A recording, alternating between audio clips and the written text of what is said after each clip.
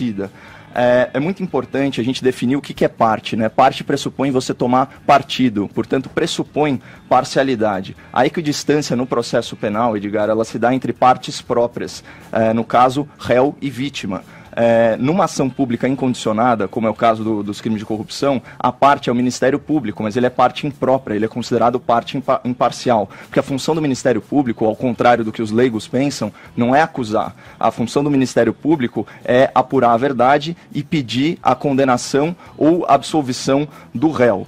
E a gente não pode confundir as coisas, né? Qual que é o artigo utilizado para enquadrar aí a conduta do Moro como supostamente ilícita? É o artigo 254 do Código de Processo Penal. O juiz dar-se-á por suspeito se tiver aconselhado qualquer das partes. Vamos separar os temperos dessa salada para você não comer capim achando que é alface.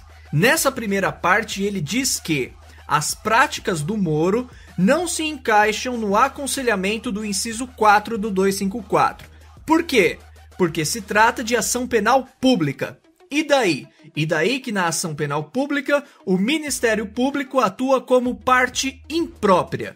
E como parte imprópria, não precisaria respeitar a mesma distância que a outra parte mantém do juiz. Em outras palavras, ele poderia ficar mais próximo, atuando lado a lado, recebendo ordens e conselhos do julgador. Mas é isso mesmo, produção? Não, não é, né, Caião? E é aqui que mora a confusão que o Caio e outras pessoas estão fazendo por aí.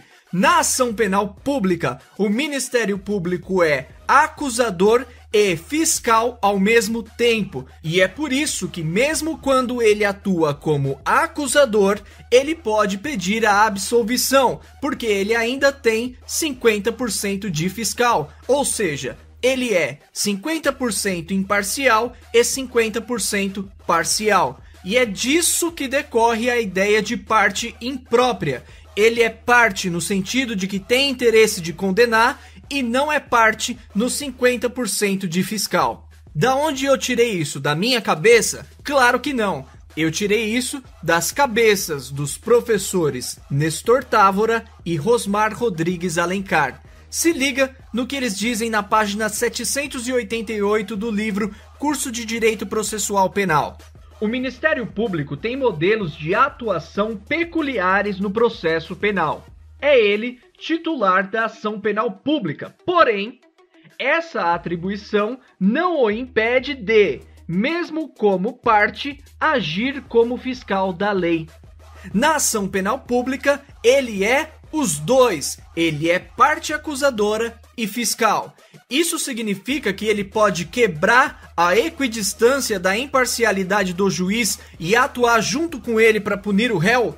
Não, não pode, cara. A resposta tá um pouco mais pra frente, na página 789. Se liga.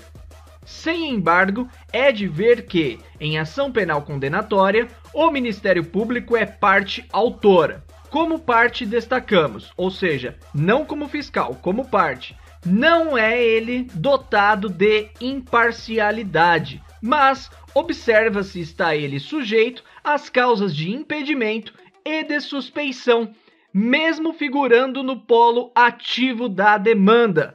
Pô, Caião, os 50% dele como parte, mesmo na ação penal pública, não permite a quebra da equidistância, brother. É o entendimento da boa doutrina. Então, o Ministério Público como parte que é, mesmo imprópria, se receber um aconselhamento do juiz, este juiz incorre sim no inciso número 4 do 254.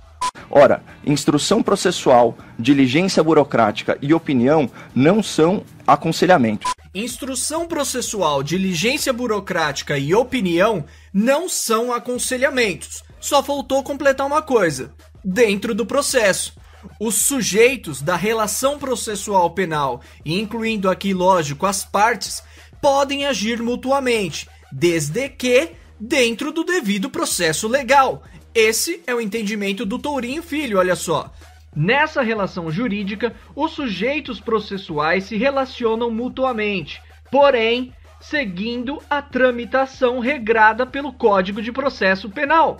E o bacharel deve saber que, em se tratando de coisa pública, O agente público só pode fazer o que está na lei, princípio constitucional da legalidade lá do artigo 37. Então, instrução processual, diligência burocrática e opinião realmente não são aconselhamentos. Mas não é disso que se trata. Nós estamos falando de conversas por aplicativos privados. E isso não está na lei. Logo, esse argumento é inválido por não se tratar da realidade. Está desconectado da realidade.